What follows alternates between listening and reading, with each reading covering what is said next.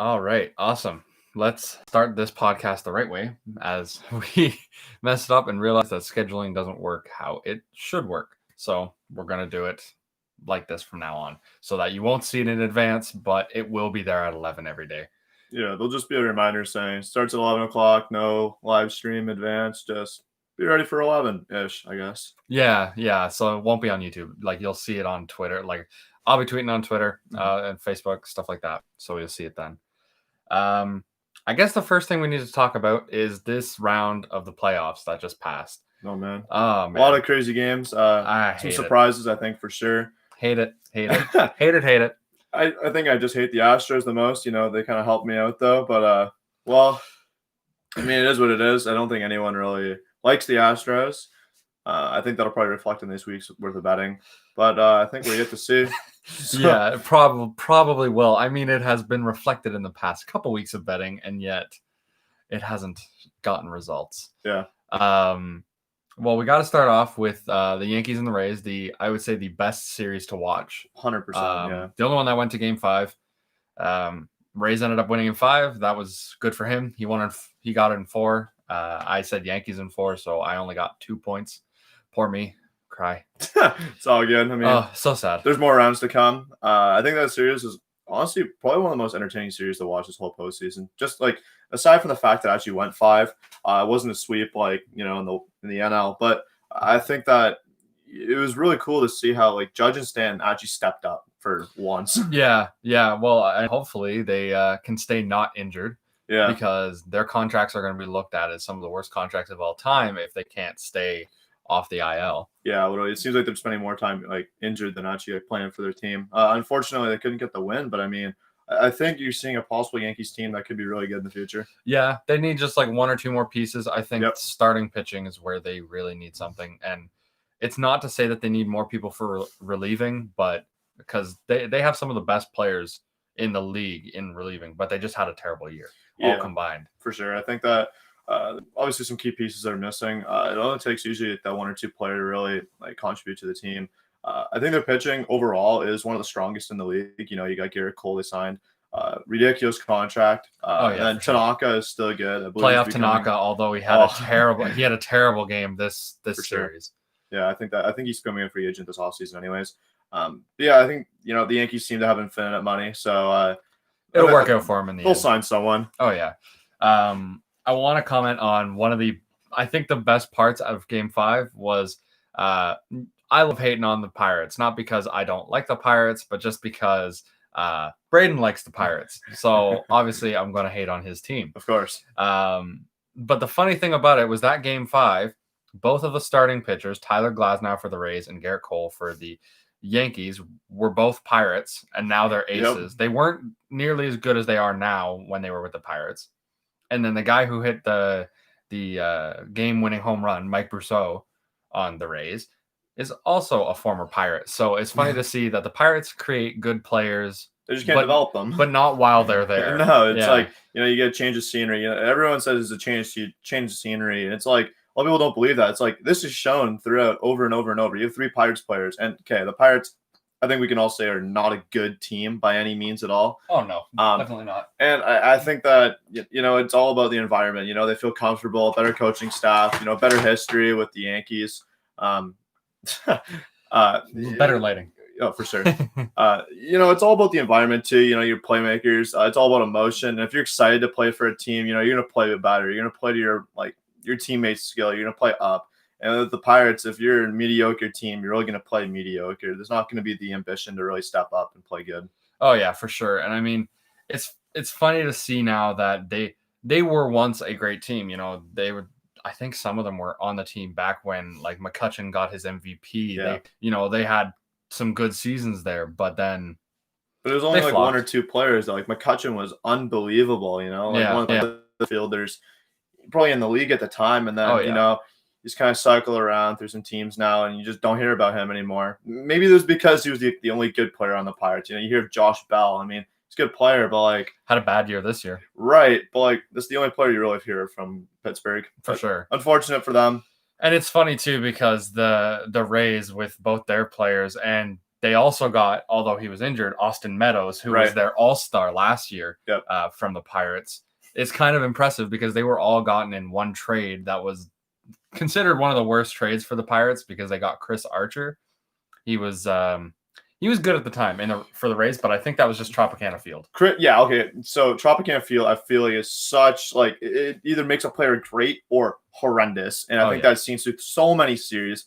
I loved Chris Archer when he was playing for Tampa. I thought he was an ace. I was excited to see where his career going. He was young. He was upcoming. And then you just don't hear about him anymore. It's just one of those players. Because he's done. He's done. Yeah, some players are just known for certain teams. And, as soon as they're gone, it's like you kind of forget about them. Not because they're bad. It's just because they just aren't the same. It's like not the same surrounding. They don't have the same emotion. Sometimes routine is not meant to be break. Well, that's kind of like, as we were just talking about Andrew McCutchen. Where he's now on the Phillies. I don't think of him as a Philly. I think of him as a Pirate. And now that he's on the Phillies, I don't even know he's there. He doesn't really make an impact. I think he's also in the shadows of, some other players on the team. It's kind of hard for him to develop anymore. Plus, he's getting older. His contract isn't reflecting what he's doing. No. I think he's just going to die off one day and everyone's going to forget he even retired, unfortunately, for the guy. Yeah. Not literally die off. Don't worry. We don't mean literally. It's pretty sad. Okay, so next series was the Houston and Oakland series, which, if you can remember, I bet Oakland in 4. He was very confident in that bet. I was very confident. I was confident in his bet too, and I was fully prepared to get my full 9 points. But look at me, I got 4 because I got the 4 right. Houston won, and I hate that. Yeah, if you remember, I just threw out. Okay, so it's kind of a gut feeling, Houston. I don't know if it was that maybe they kicked a couple trash cans or whatever to get the win, but I just felt it. It was one of those impulse decisions. I was so confident in Oakland winning, where I was like, the only way I'm going to make up points is I'm not going to just pick a different game. I'm like, let's just throw in Houston. You never know. It's the playoffs. Literally anything can happen, and something happened. Carlos Correa has been playing unbelievable. Yeah, and Altuve all of a sudden got good again. These players are coming back from their World Series team, and it's like they're starting to play good again. It's getting kind of scary, but how far they move on, I don't know. We'll see. Yeah, it'll be interesting to see. So he ended up getting a perfect 9 points, which is very depressing. But I'm smiling pretty good. That'll be a recurring theme for this round of betting. Oh yeah. Oakland didn't really step up, but I knew from the start that they didn't have the starting pitching. But I mean, Houston has their number 1 pitcher left, Cole. Right. Then they had their number 2 pitcher go out for Tommy John. He really, really tried to make sure that he could get in, and then he never did. He got injured after, I think it was the first start in with 2 innings or something like that. And then reporters were saying, oh, he's going to be out for the season. He's like, no, it's only a strain. I'll be back in 3 to 4 weeks. And then 6 or 7 weeks later, he's like, okay, I'm going for Tommy John. So lesson learned, this is the only time you trust reporters. When it comes to injuries, I guess they're new doctors. Usually a player can tell how they're feeling, but at the end of the day, you always want to be optimistic, especially a guy at his level. He wants to come back. It's depressing. Contributing to a good team. It sucks. I mean, it is what it is. I thought Oakland just came out flat. Yeah. There was no spark to their team. Houston came out full of emotion. They had nothing to lose because they were not projected to win at all. You have a number 2 seed Oakland. They had no pressure. Yeah, literally. Houston was just coming out to play for fun. They were not expected to win. And after the first couple of games, I'm like, Oakland's gonna win. Oh, sorry, Houston's gonna win. And I'm like, this is crazy. I couldn't believe it. I watched the last couple games too. I don't know. Houston just started to lay it on them, and there was just no fight in Oakland at all. Yeah, it was pretty sad. I was mentioning there, it's kind of sad because now that Justin Verlander has his Tommy John, right, he might be done. Yeah, I know. He's also one of those players I'll never see outside of Detroit. Unbelievable pitcher. I was fortunate enough to see him play back many years ago. And he is one of those players that you watch in his prime. It's like, this guy's going to go down. Definitely a Hall of Famer. I don't think there's any question in that. It sucks to see him go out like this, especially with a team he's not really known for. But I mean, at the end of the day, he had an unbelievable season. He had an unbelievable career. Good for him. hopefully see him in the Hall of Fame. I would say. I guess some of the fans who haven't been watching baseball for as long definitely would say they know him for Houston. He's only been there for a couple of years, but definitely has been dominant there. You need to do some research then if you see him for Houston, especially that team. Detroit is where he he shined. That's Verlander. But then it's funny to think because we look back, he was Detroit. You look back, David Price was Detroit. I don't see him in any other jersey than in Detroit. Yep. Other than maybe Red Sox, but just because he was like a meme of how bad he was in the postseason. Yeah, as Jays fans, I would want to see David Price as a Jay, but that's not reasonable at all. No, he was there for half the season. Yeah, and he only played good for he played good for his first game, and then I don't know about the rest. It was definitely okay. Didn't live up to the hype. Definitely a Detroit guy. Boston, it was just kind of a joke. Oh yeah, for sure. And then you think of the third guy in that amazing stable of a starting pitching lineup in Max Scherzer. You don't think of him as a Detroit Tiger? No, not at all. He's a national, right? 100%. Just one of those guys where that's where you shun, and it should be left at that. That's who you're known for. A lot of players, they just get good in one city, and then it's never the same. Yeah, it's all about your environment. It comes down to really small things too. It's like you wake up, you say you play for the Dodgers, right? You wake up and you see the ocean. It's like it already puts you in a good mood. Where you're up in Detroit and all of a sudden you see someone get stabbed outside. It's like that's a great way to start your day. There's a lot of little things people don't understand. But hey, to some people that might make them happy, so they start the day. Could be an aggression. I don't know. Some players got some weird routines that who knows? Just go without saying. Dodgers. Yeah, we don't think we expected any sweeps this round at all. And there was two. You expected one. Expected one. And it did happen. A little foreshadowing, I guess. Not really. Now you can easily tell which one it was. The Dodgers swept in 3. I did not see that coming even slightly. I thought the Padres they were the second best team, although they had the 4th or 5th seed. I consider them the second best team in the NL, possibly in the league. I would put them above Tampa, just because Tampa's just all around okay, whereas the Padres have been just all around amazing. Right. It's also a boomer bust kind of team. Tatis played probably fantastic this whole postseason. I was really impressed with him. To see him develop, probably was San Diego or the Padres for the rest. I think that he'll develop into an outstanding player. Yeah, it's kind of upsetting that they didn't make it further because they definitely were a team that could have, should have, and would have had they not met the Dodgers. Yeah, it's just unfortunate like that. I definitely would have seen them in the final, the NL championships. Whatever. I guess it's gonna be either Atlanta or we'll see. Yeah. And with this betting for the last round, he bet the Dodgers in 4, and I bet the Padres in 5. So he got 7 again, the same with the Rays and Yankees. And I got a measly 1 point because I bet the Padres in 5. That was very disappointing for me. It is what it is. I think the Dodgers are just, I think the Padres are probably the best team to go up against the Dodgers. If they're the best team to go up against them, what are they going to do for the rest of this postseason? The Dodgers are insanely good. They don't. When I see who they have left to face, they don't have, in my mind anyway, anybody incredibly tough along their way. No, maybe Tampa, but again, Tampa was just all around good. I think it's safe to say in my World Series predictions, the Dodgers. Yeah, I feel that too. It's just a matter of what we think the games are going to be, which is going to be tough. Well, that's a couple rounds. Well, it's another round or so into it. Miami and Atlanta. Yeah, that one was also upsetting, although it was very impressive for both of us because we knew from the start that Atlanta was going to kick Miami's ass. Yeah. That was going to happen. The fact that they shut them out, I think it was either completely or they had one game where they had 2 runs. Miami did. Yeah, Miami just doesn't really have an offense to put together. They were kind of an outlier. Didn't really, I don't know, they weren't really a team that really compete against a team like Atlanta, especially with Acuna. Atlanta against the Dodgers should be interesting. Oh, yeah. I think that some key players really need to step up for Atlanta, especially Acuna. And then the Dodgers got to have, playoff Kershaw. The garbage playoff Kershaw has to come back for which Atlanta. He's been good this year. Yeah, exactly. Which he's been good. So it's gonna be definitely a lot easier to imagine the Dodgers getting further. They got Mookie Betts now, which is a Huge upgrade. Intense upgrade. And then, Kershaw's pitching incredibly.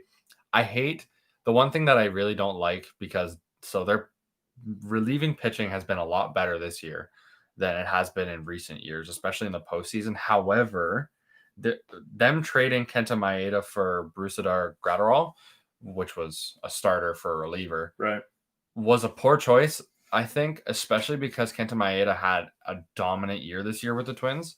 It was a friggin' ridiculous year. It would have been great for them to have a third starter, especially where they already lost Hyunjin Ryu. Right. So they got Dustin May. They got Gosselin. Bueller. Bueller's fantastic. He's definitely number one. Yep. He's starting game one, so it's... Yeah, and then Kershaw, too. Should be, I don't know. Those two pitchers, if it has to go the distance and you got to bring one of those back in, I think they're well more capable of doing that, but I don't think that Atlanta's going to really send them too far. I don't think they'll need to. But, let's put her down. Yeah. Hold on. Next round. One last part. Sure. We ended up betting. So he got Atlanta in 3. They won in 3. So he got another 9 series. So he ended up getting 32 of 36 points. He only got 4 points off. So that means he only got 1 point off of the series with the Dodgers because he bet 1 game more than it was. And then 1 game with the Rays and Yankees because he bet 1 game less. Right. So he has a coffee. Well, a coffee with some previous rounds. Again, another couple more. And a coffee, a couple more lined up. Actually, it was supposed to be an extra one, but Yeah. Okay. That was kind of bad. So I decided to make a half dumb bet. It was pretty dumb. It was pretty dumb in hindsight, but the Astros pitching in game 4 was Greinke. And he pitched less than 5 innings. But I had bet him before the game started, like half an hour before, that he would be injured by the end of the game or within the next day or two. I bet that because during the series, I would imagine he would be either the number 1 or number 2. But they didn't pitch him because he had arm soreness. So I was like, okay, they keep pushing him back. He's finally pitching, although the day before he literally said he's in pain. Right. So I suspected there was going to be enough pain that he was either not going to pitch or if he did pitch that he was going to get injured. Yeah, and when he went down after 4 2/3, I was getting a little nervous. I got a text saying that he's like, yeah, he's done. I'm like, oh no, well, we'll just wipe off one of the coffees he owes me from the previous round. And then I saw, no update, no update. And it's like, sick. Technically, there still could be something, but I doubt there will be because possibly in this series they'll be like, he's not pitching due to whatever. But right, I doubt that's going to happen. I think you've got this one pretty locked up. Yeah, but it was pretty dumb bets, a little sportsmanlike. You didn't have to owe me no coffee for that one. But, and I've lost 2 rounds in a row, which is pretty bad because usually my bets aren't terrible. Last year I had, if you look at my video on this channel from further back, my last year's bet for the postseason was nearly immaculate. It was amazing. It's scary accurate. It was really good. So on to the next round, I suppose. Where would you like to start? Well, we should probably start with talking about, we changed the points a little bit. Oh, right. The points kind of got confusing this round. Not that it really affects it a whole lot. But we decided to tone down how many points we get by just a little bit and switch it so that getting the exact number of games is worth more than getting the team. Right. Only by 1, but it's still enough for something. So I have it so that correct team, I got it here. Correct team, you'll get 3 points. If you get the correct number of games, you get 4 points. So you can get a maximum of 7 points for a round for every game off. So if you're 1 game off, then you only get 2 points for that one rather than the 4. If you get 2 games off, then you get 1 point. And if you get the dreaded 3 points off, which would only happen if you bet 4 games and it was 7, or if you bet 7 vice versa, 4, then you will lose a point because you suck. Well, we'll see what happens this process. All right, what series would you like to start at? I am definitely going to start with the Rays and Astros. Losers pick first, and we have a common trend here, so I'll let him go. Yeah, I suck. Also, I guess the prize, you guys will see it next podcast. He won a flag. He won a Dodgers flag, and it'll be across the wall. Yeah. Yeah, we changed that from the shot glasses we initially had. We expected I think they were like $4 each, so then there would have been 4 of them. But then they're like they were out of stock, and there was like $15 for like one of them. It was really stupid. It was really odd. So we just figured, we'll just do one thing and we'll make it. Yeah, it was pretty much the same price anyway. So and this way it's a little bit more like prominent, I guess. You need to be able to see it. Yeah. So yeah, it'll be across the back wall. Kind of ruins the idea of breaking a shot glass of the Astros, though. That would have been fun. Yeah, I'm sure we can find an excuse to still do that. Yes, I'm sure we can find that excuse. So I'm gonna say Rays in 6. I think the Astros are still gonna give them a decent fight, but I don't think it's going to be enough. I think they're gonna win in 6. I don't like this. That was gonna be my bet too. I'm not taking Houston again. I don't think that's reasonable at all. It doesn't feel reasonable, but then once it becomes reality, then we're all gonna hate ourselves. I don't like it. Oh man. We're all gonna hate ourselves in the end. So yeah, no, I definitely I'm thinking Rays. I don't want to say 7, but do I want to say 5? I don't know.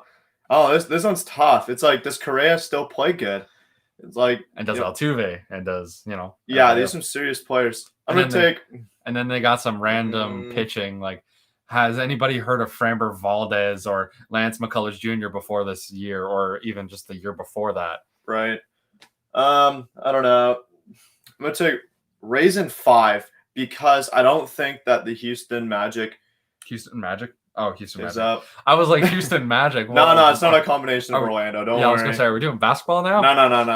I don't know if it holds up. I think, this is such a blind bet. I wanted to say Rays in 6 so bad, and then I was like really contemplating Rays in 7. I was actually too. I was looking at, I think Mike Petrello put out an article, and it said that he bets Rays in 7. Or no, hold on. No, he bet Rays in 5.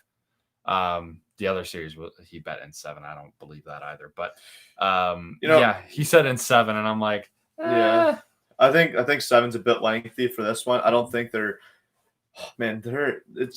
it's not evenly matched, but like it also is though, because it's like if Houston plays good, then they're even all of a sudden. But like, and they have been, but then it's like regular Houston's. I don't know. Well, now it's no longer. What was it? It's no longer in Minute Maid. Were they in Minute Maid? No, they were in. They were in Dodger Stadium. I don't think they're in there anymore. I think they're in Globe Life. All right, yeah. So it'll be a deeper field. That'll be very helpful for the Rays because they're much, much better at doing just like regular base hits and doubles, infield singles, stuff like that than the Houston Astros are. Like the trend, consistency is key. Tampa, I think we've abused that term throughout this third episode here. For sure. I think Tampa really examples that. They're probably the most consistent team in the league, and they're not being paid much. Which sucks for them, but I mean, yeah, I think that some of these players coming in are going to ask for a serious contract upgrade after this. And some other team will give it. The Rays won't give it. Yep, go to Yankees or the Dodgers. They decide where the players go to die, and get like their huge payouts.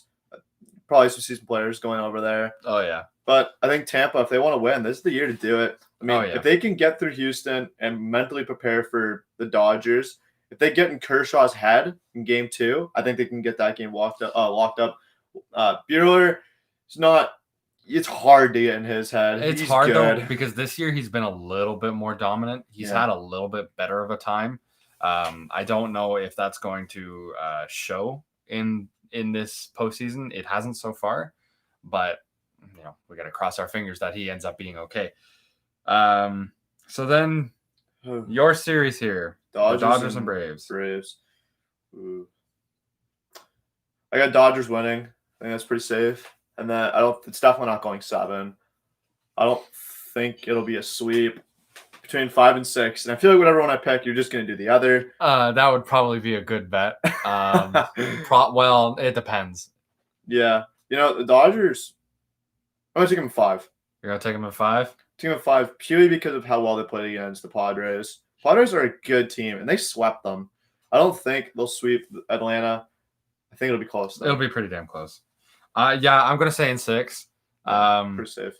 Had you said in 6, I would have chose in 7 because I do think Atlanta's got far more fight in them than the Padres do. That's why I gave one game. Yeah. The Padres, the only reason that I think the Padres series is kind of hard to excuse, it was hard to excuse when they lost even one game to the Cardinals, but the fact that they didn't win any against the Dodgers, I think is strongly a factor of they don't have their top two starters. Right. They're missing the biggest part of their game. And so, who are they left to use? They got Zach Davies as their number 2. They got who's their number 1? Oh goodness, I cannot remember. But they're not using, their best players because they can't. Right. So it's kind of unfair to think that, they're gonna make it. Yeah. So it seems like for this series, I guess this round, this is an important round. This is not like a cheap round. It seems like we both have the same teams. It's literally separated by one game. I think I'm one ahead in both. Yeah. Or yeah. So, you say 5 in both, and I say in 6 for both. Yeah. All right. Let's hope for some early exits then. Yeah. No. Yeah. It's gonna be interesting. I think this postseason it's gonna be tight. These series. I think the Rays and I think their series is gonna be a bit more. Yeah. Oh, definitely. The Dodgers. I don't know. The Rays have a good matchup against Houston, and I think it'll be interesting. Yeah. Oh, yeah, for sure. And I mean, Dodgers in Atlanta, that one's going to be really interesting to see because, Atlanta got pummeled by the Cardinals last year, and but then they decided to make some very big upgrades. They got some new bullpen guys, and they got, I think they got a guy in the outfield. I can't remember.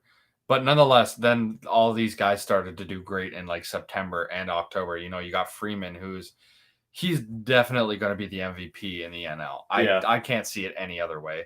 And you got Acuna.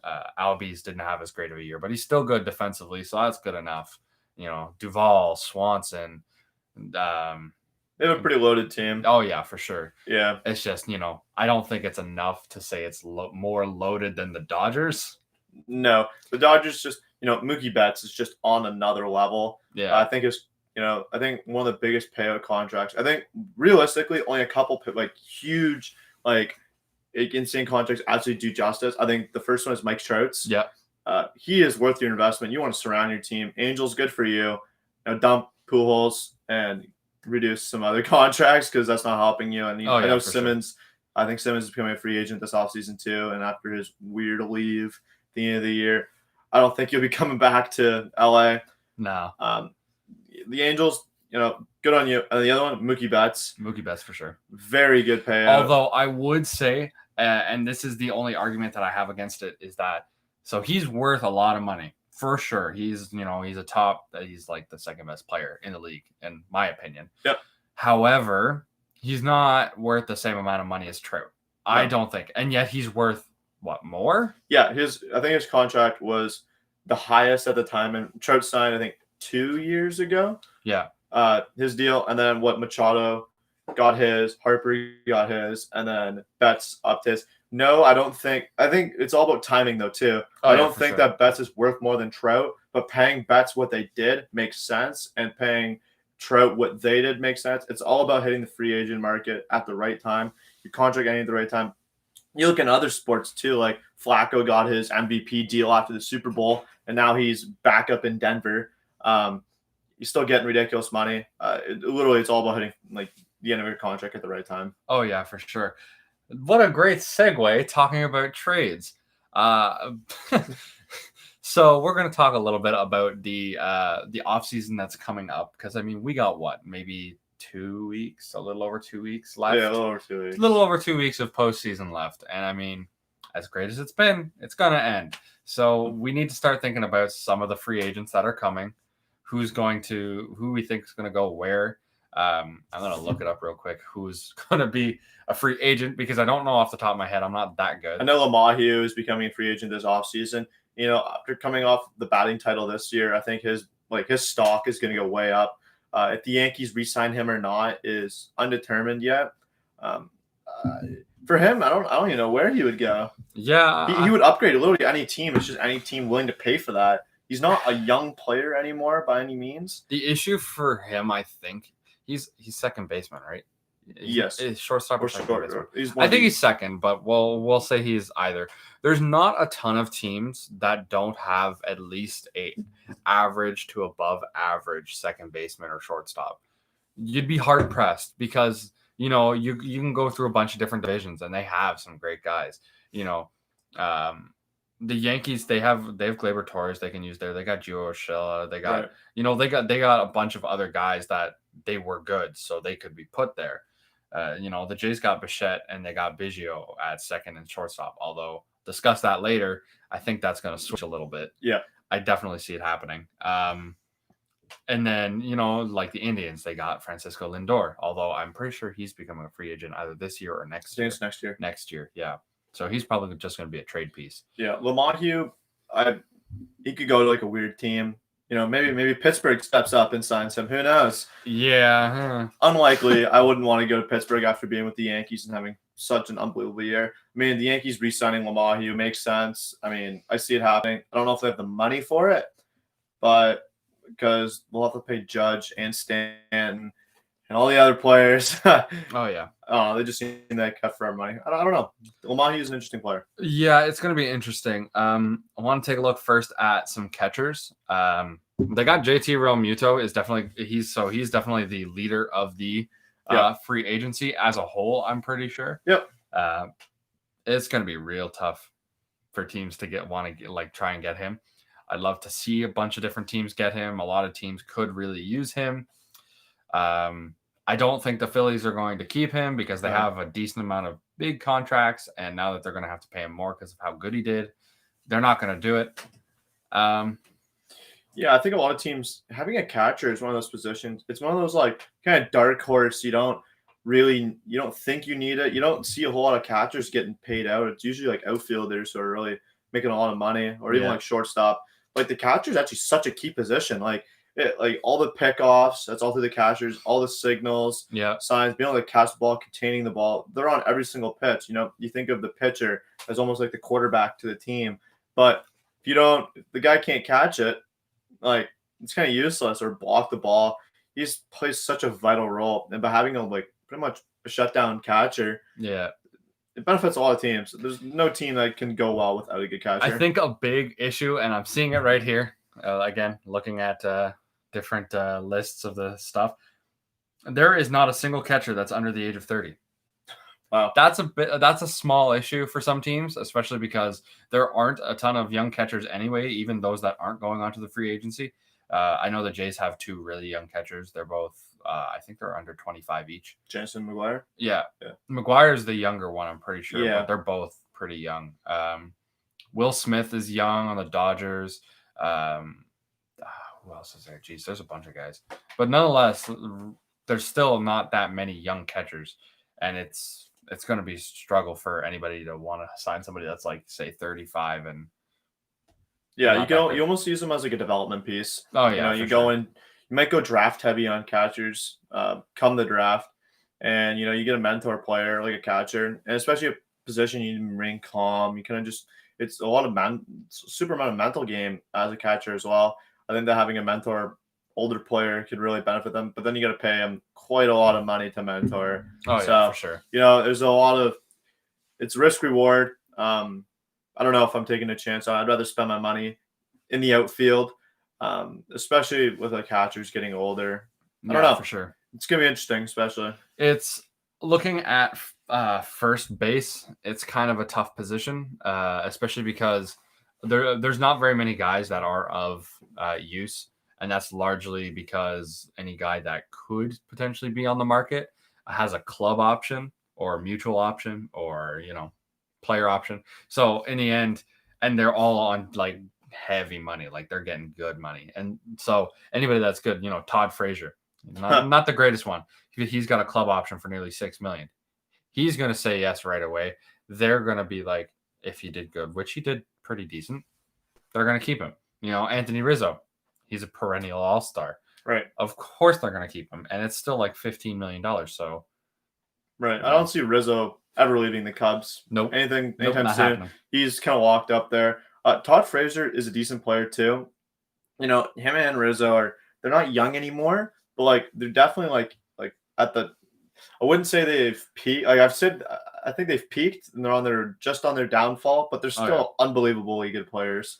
Definitely worth the money, and if they have club options to stay with the team, probably will remain with them. Who else is on the list for first? We got Mitch Moreland, who was recently traded to the Padres. He's going to be kept 100% because not only did he have a fantastic bat year, although I don't know that he did great with the Padres while he was there for like a month. Right. He only has a $3 million club option, so that's very cheap, very easy to have. It's going to be wanted. Logan Morrison, I guess he's one that you could want. Tommy La Stella, although I don't think many teams use him as a first baseman. No, it's kind of like I think he's more of a 2. Yeah, he is.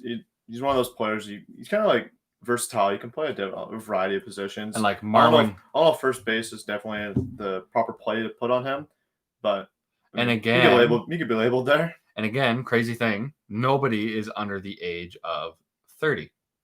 Jake Lamb is the youngest at 30 years old. This is crazy. This is a really old year. I was going to say it's almost the same thing for second base, but not quite. Second base, I find is a lot of young players. Like Biggio was young.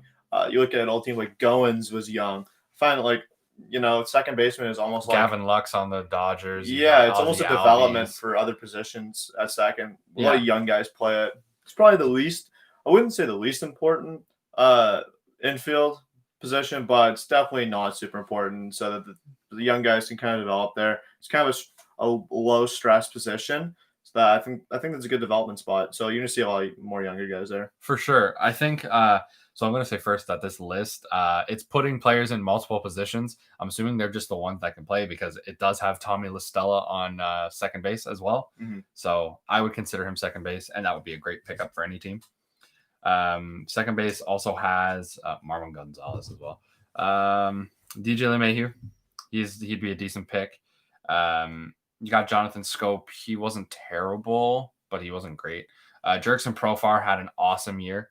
He would be an awesome pick from the A's, although I believe he's probably going to stay with the A's. Most likely. I think the A's could really use him. The A's, they still have a solid team. They just need like a couple more pieces, I think, to actually start to boom and really make that World Series threat. Yeah, exactly. I completely agree.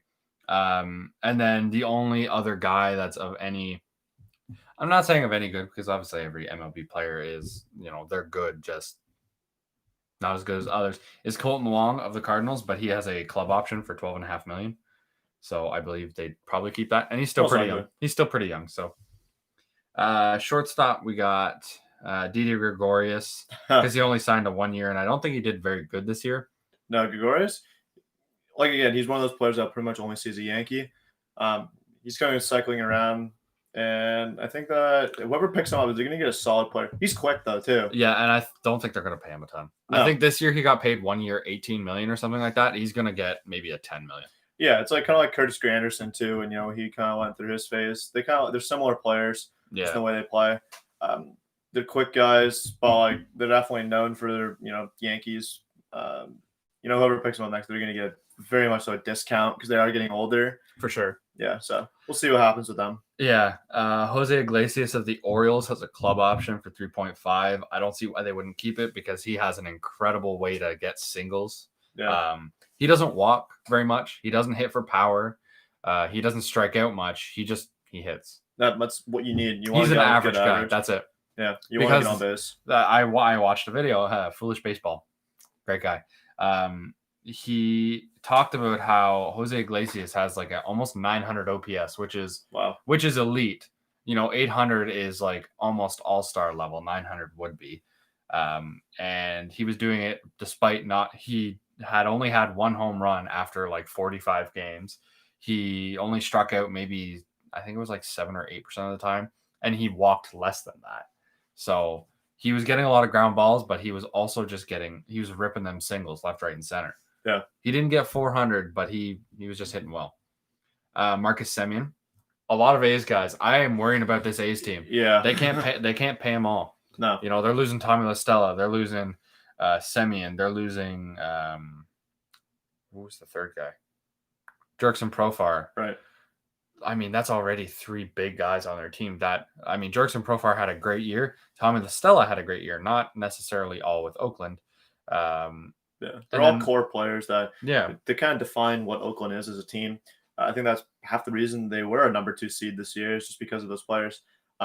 Yeah, we did say that they need some players, but if they're losing all these players and they're not a club option, Oakland, you could be going back to your old misery days. Yeah, the only third baseman of note that definitely people will want, but the team that had him definitely won't, is Justin Turner.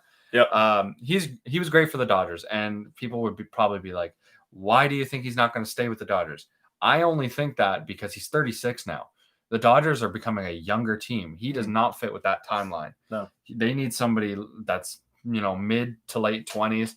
And I can guarantee you they probably have somebody for that in their farm system. Oh, 100%. And the Dodgers are a team that can afford that. They're already such an elite team at every other position. They can afford to put some guys in there, test them out. I mean, third base is a really important position, so you want to get it right.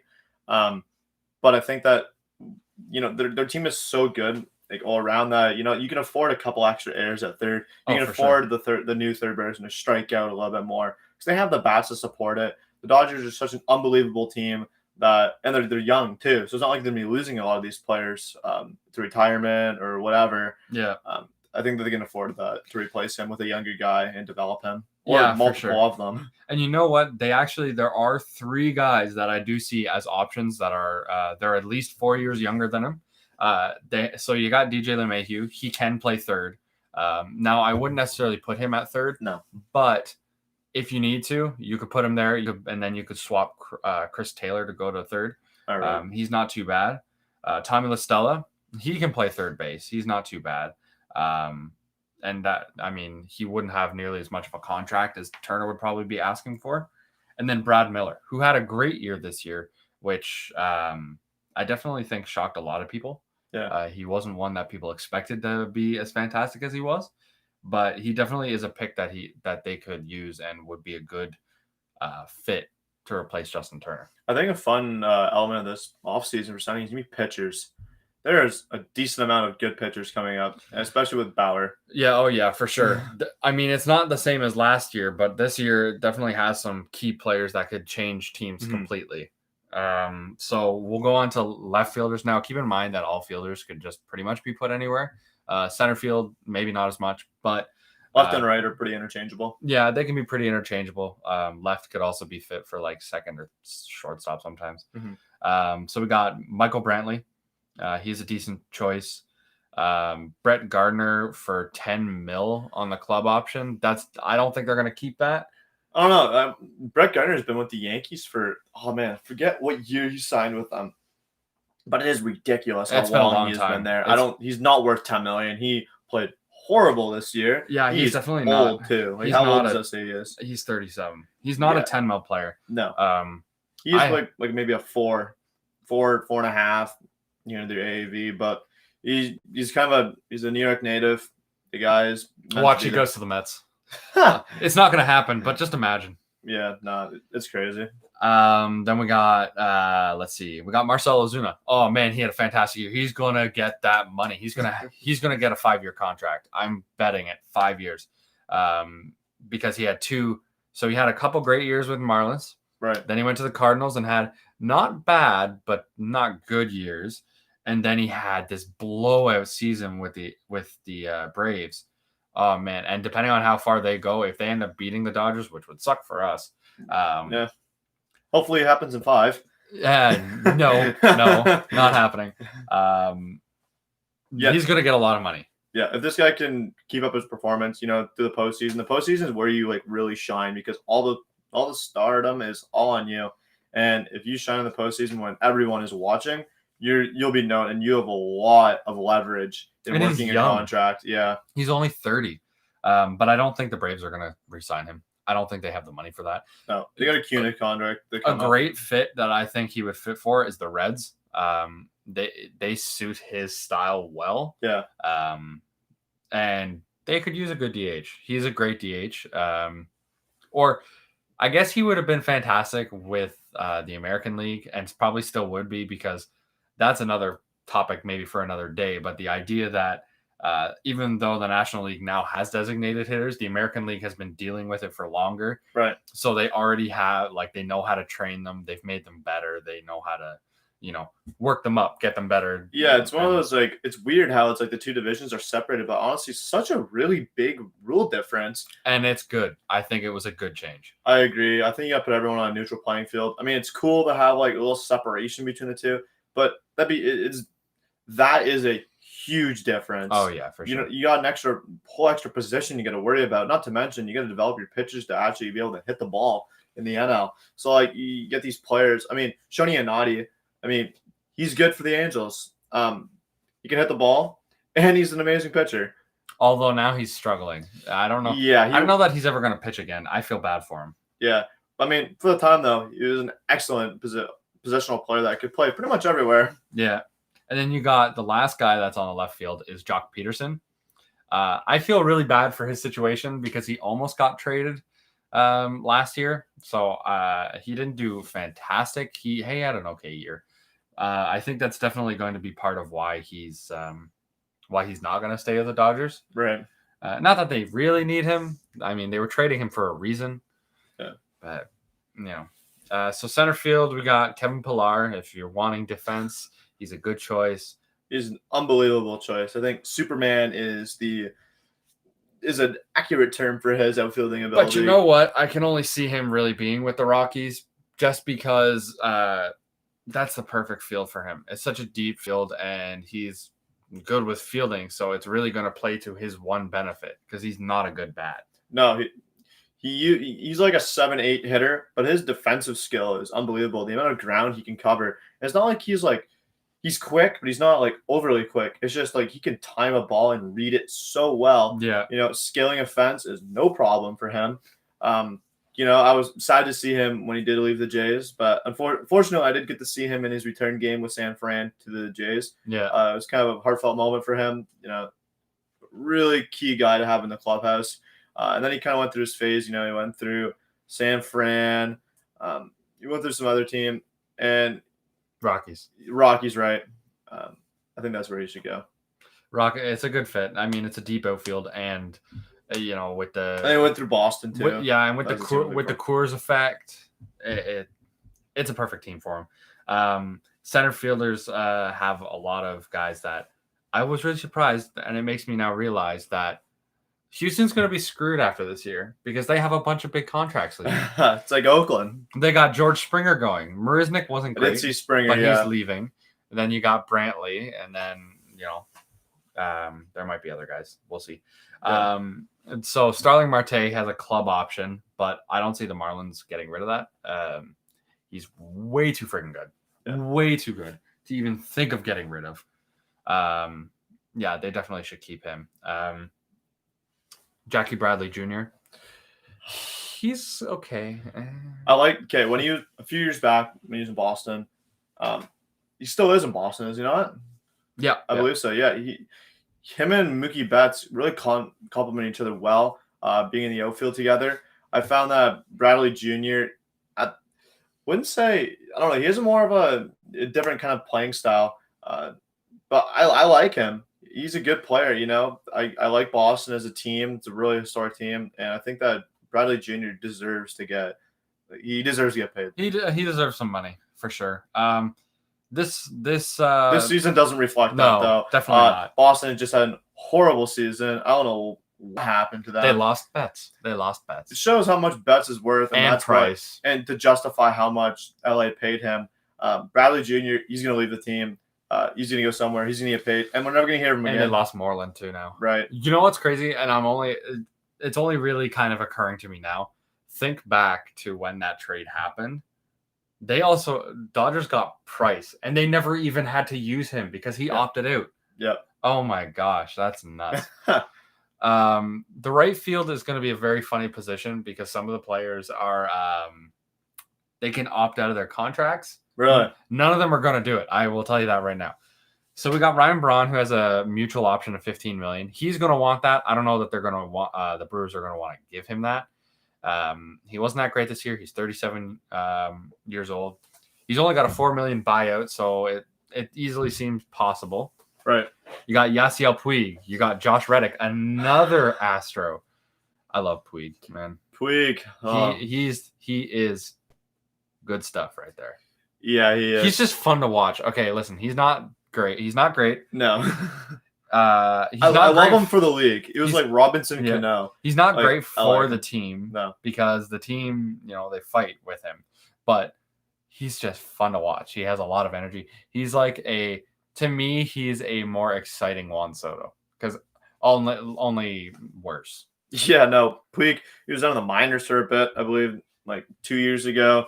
His career has been weird. Oh, it's been weird. So weird. He's a good player, though. I was always excited to hear. You ever see him come off the bat? He's got some, I think some of these players, they're just known because they're weird. They're odd names. Like Juan Soto, not a familiar name is. Yasiel Puig. You name me one person named Yasiel. Yeah. I don't know. Or with the last name Puig. Yeah, he doubled down on that, really. Oh, yeah, for sure. Good for his parents. Oh, yes. I don't know. He's one of those players where it's like, no matter what team he plays for, he will always be remembered, no matter where he goes. Yeah. We also got Cameron Maybin and Steven Souza Jr. Neither really heavy impact. I don't mind Souza though, but they could have small impact. Now that he's with the Cubs, I think he's doing a bit better than he was when he was with the Rays. And then the two opt-out contracts, the really weird ones. The first one that I don't think is going to happen is Castellanos. He could opt out of his remaining 3 years, $48 million. I don't think he's going to do it because that's $14 million a year. Mm-hmm. Ish. No, it's 16. And no, he's going to keep that, first of all. And second of all, the Reds are becoming an up-and-coming team. The fact that they got knocked out in 2 straight against the Braves doesn't mean anything because they were a fantastic team. They just got somehow unlucky. That was really bad. And then the second contract, which is the person we talked about already, Giancarlo Stanton. He's able to opt out of his 7 years, $218, which is about $30 million a year. Yeah. He's not going to do it. That's so much money. No, he's not. He is one of those players. He's always being injured. Between him and Judge, it's they're combined together, they make up a season. It's not fun. It's not Stanton, fun. You're amazing. You're a power hitter. You can hit the long ball very well. It's just, are you going to be able to make the at-bats? Are you going to do it? How many at-bats are you going to get a season? You can actually show up and play? If you are healthy all year long, I mean, yeah, you're worth more than $30 million a year, which is crazy to think about. But why would, with his reliance, I don't see it happening. He's not going to opt out. Yeah. We got designated hitter. We got a few interesting names that aren't going. It's going to be funny to see them kind of fall out of existence after this year. Yoenis Cespedes, after being injured for about a year and a half, and then the Mets faked that he went missing, but instead he just opted out. That was crazy. I thought for sure that he'd actually gone missing. I'd never heard of a player maybe being kidnapped or something. This is a whole new headline happening. It's no, not at all. He's just chilling. He's I don't feel like playing during COVID. I'm good. And then I was oh, well, that was disappointing. Yeah. And then Shin-Soo Choo, who's 38, he's probably soon done. Nelson Cruz, he's 40, but he's definitely still going to get a contract. He's good enough. It's not going to be a crazy contract, maybe $10 million at most. I wouldn't even see that much. A player at 40 years old. But he's been great. That's the issue. Is that at what point does he decline? I don't know. He's an all-around player. I've always seen him, in a Mariners uniform. Or if he even wants to continue playing. Yeah, I don't know. Oh, at 40, it's with baseball, you could play into your 40s. You see it with R.A. Dickey when he played, and David Ortiz. You're seeing players playing into their 40s, and it's not super uncommon. I think for him, what is he, DH? Yeah. Yeah, so it's not like he has to worry about fielding either. He just goes up, swings the bat, and hope for the best.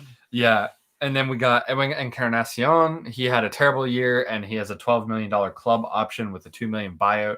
They're going to buy him out because he had a terrible year. And they don't want to pay for that contract. And he's 38. I think he's done. He should retire. He had a great year the past couple of years before this one. Mm-hmm. But this one was not, and it's definitely showing that he is declining.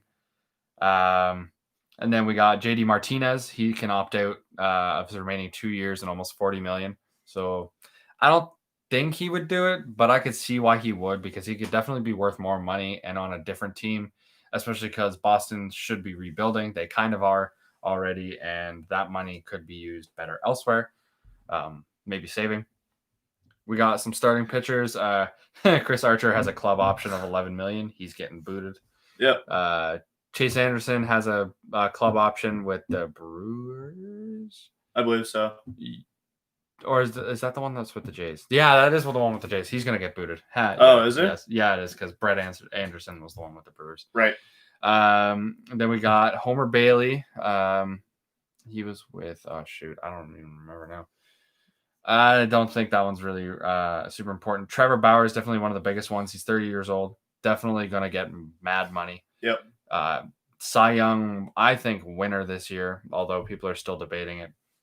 We got Mike Fiers. He's getting older, so he's probably soon done. Rich Hill's 41. He's done. So it's a common trend here. All these players are going to retire. Just because you're hitting free agency doesn't mean you're getting signed. And because COVID's still going. So right. So it's a bit more risky for some of these older players to even play. I definitely see a big drop-off in free agents this year. Probably more than really it's ever been. Oh, yeah. And then Jay Happ's 38. He's probably done soon. Cole Hamels is 37.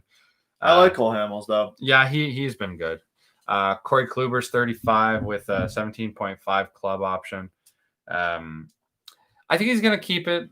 I think they're going to give it to him, but I don't see him as a Ranger. I don't think, not to say that I see him as an Indian, although that's where he was before. I just think he should be on a better team than what he is. Yeah. Mike Minor is unrestricted.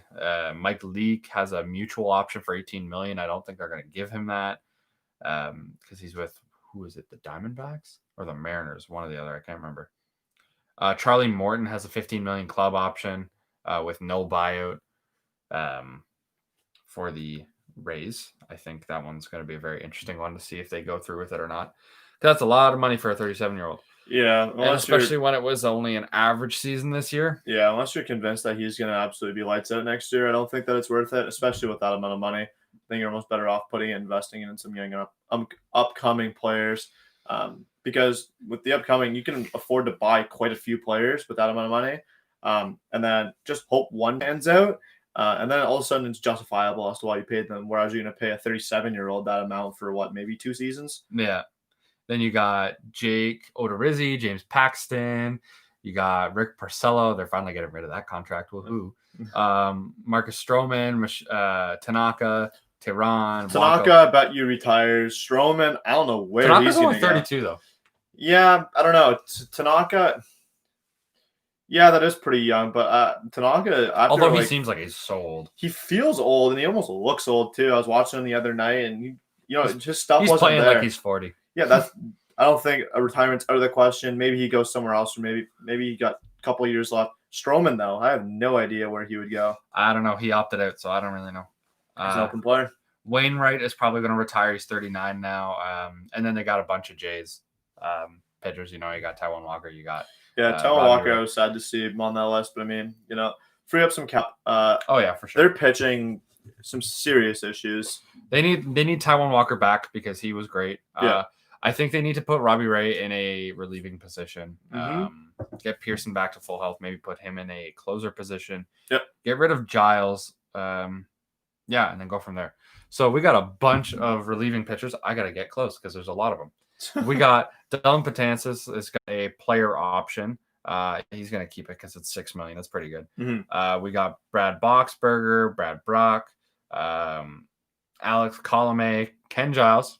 They're not going to pick him back up. No, there's no way. He's really expensive. And as a closer, I don't think he really demonstrated how good he was this year. I mean, it's not like he was really given the time to either. He was injured pretty early on. And then for the entire season. Yeah, literally for the rest of the year. So I think he's out next year anyways because he's got Tommy John coming up. So I think he's out. Then we got Liam Hendricks, the best one on the list for sure. I don't have to see the rest. Ian Kennedy. We got Darren O'Day. He's got a club option. Sergio Romo's got a club option as well, but I don't think they're going to get rid of that. Oh no, a lot of club options here. I think Kirby Yates. A lot of teams have a chance to re-sign a lot of these players. But it seems like the common trend is a lot of players are going to opt out. Their opt-out contracts are decent, but they're not necessarily super convincing. I would say, especially for the clubs. Especially for the clubs, I would say the exception would be Stanton at $30 million. That's pretty significant. It's worth keeping. 100% worth keeping, because if he actually play, you got to be optimistic that he actually maybe plays a decent amount of a season. And $30 million with the Yankees roster is not that horrendous. I mean, you got to pay for Garrett Cole. Speaking of Garrett Cole, how do you think he pitched the other night against Tampa? Pretty good, actually. I thought it was definitely worth his money. Not during the regular season, but the postseason so far, yeah, he's been worth it for sure. I think that. Oh man, poor Chapman pitching. I feel bad for him. I feel bad. He is getting so unlucky with like all these like walk-offs, game-ending, game sevens. He is not. Never again. Yeah, no, I think Chapman. I don't know. It's hard for him because he's such a talented player. He just throws velocity. He throws serious heat, especially in the closer where he can just throw as hard as he can for a good inning and a half if need be. It just sucks he's putting in all these scenarios. I mean, at the end of the day, though, that's what you're getting paid to do. That's probably one of the best closers in the league. Throwing that fast. Yeah. You need to be able to close out game sevens and not give up walk-off home runs. Yeah. Well, I think we're going to end it off on that. We talked about all our trade rumors, or not trade rumors, I guess just free agents. We talked about our last round. We talked about our new round. Yeah. We're going to see Dodgers poster. Yeah, it's supposed to come in by, I think, 8 o'clock tonight. So we were hoping it would come in, today earlier. But, I mean, at the end of the day. But it definitely didn't. No, obviously you can't see it. So hopefully next week, definitely by next week, it'll obviously be up. Something to look forward to. And then hopefully we can see the progression on these walls get filled with whatever else stuff we decided to put on it. Yeah, exactly. And so as you can see, we also got padding. Hopefully the echo's a little bit better. Investing here. Although I'm having a hard time keeping them stuck because some of them are I don't know. I think it's just the foam. But could be. Who knows? Oh, we'll have it figured out, and hopefully we'll get some more. We'll have some more up on the wall so we can get the sound staying great. For sure. And I mean, we got lighting and a good mic already, so we're getting there. We're getting there. We're gonna be good. It's progress. Don't worry. Yeah. All right. Signing off. All right. See ya.